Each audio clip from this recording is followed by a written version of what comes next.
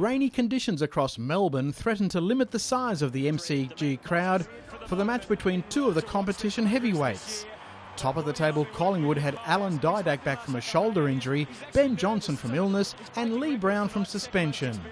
Western Bulldogs made 4 changes, including Brad Johnson and Will Minson, while Tim Callan received a late call following the withdrawal of Easton Wood. Ryan Griffin and Travis Cloak had convertible opportunities to pot the opening goal, but they spurned their chances. And he's missed it. After more than 13 minutes, the Magpies eventually broke through when Scott Pendlebury scored in their 9th entry inside 50. And Dane Swan, you're not quite for Pendlebury. Yes.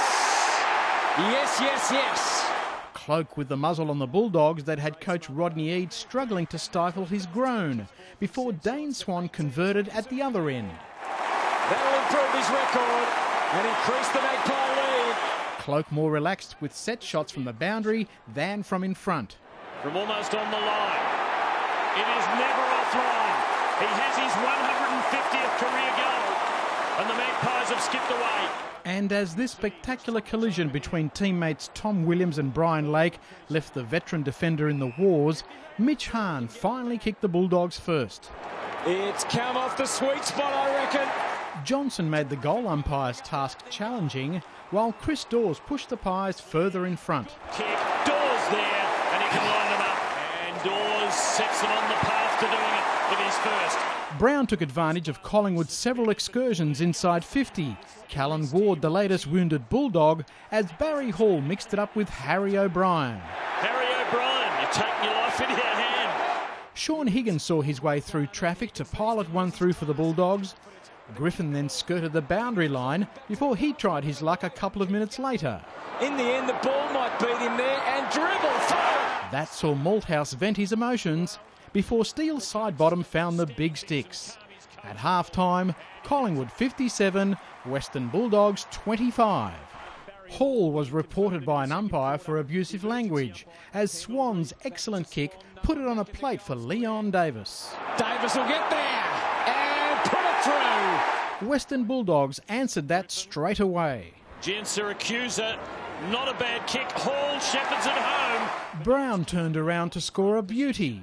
Brown stealing it though. Lee Brown, clever left footer, brilliant goal. Collingwood should have been much further in front. He was almost celebrating the goal before it got there. Darren Jolly showed his reliability and the Magpies had more than double the Bulldogs' score. And Jolly extends it beyond 7 goals with an emphatic kick. Hall's second goal needed confirmation after whether the ball touched the post before he kicked it. Even goal cam doesn't tell us. Pendlebury with a full head of steam to drive home his second goal.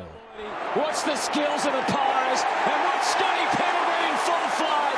The Magpies are ready to go. Swan capped off an excellent game with his third goal. 2 goals for the night and he pops it through for his third. Didak lit up the MCG with 2 brilliant late goals. Not on the board tonight. I reckon he will be in a moment. He sure is. He's still got some more to give. Didak from the pocket. Have a go. You'll get it. Well, the fella who chased him, Callan, when he kicked the goal, he just put his hands to his head and said, I can't believe it. That's the goal of the game, no doubt about it. A confidence boost for the Magpies with Steele's side bottom booting the last of 17 goals. In the end, Collingwood through 124, Western Bulldogs 62. It was a pretty solid effort, mate. Inaccurate kicking early, but the boys stuck to their guns in a good 4-quarter performance, which is probably the first one in a couple of weeks.